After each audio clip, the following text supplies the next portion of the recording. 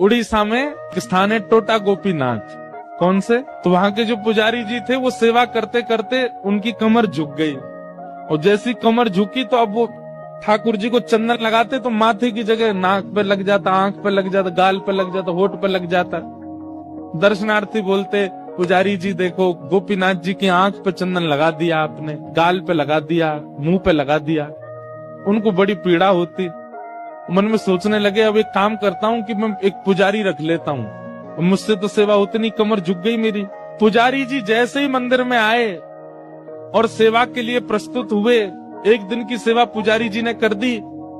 रात्रि में मंदिर जैसे ही बंद हुआ तो महाराज पूर्व के जो पुजारी जिनकी कमर झुक गई, उनके स्वप्न में श्री ठाकुर जी गए और ठाकुर जी जाके बोले, देखो मुझे आपसे ही सेवा चाहिए, ये क्यों कोई और मेरा स्पर्श नहीं करेगा, आप ही चंदन घिसो, आप ही पोशाक पहनाओ, आप ही श्रृंगार करो। ठाकुर जी मुझे बहुत प्रसन्नता है कि आपको मुझसे सेवा चाहिए, पर मैं तो बीमार हो गया, मेरी कमर झुक गई, अब कैसे चंदन लगाऊं आपको।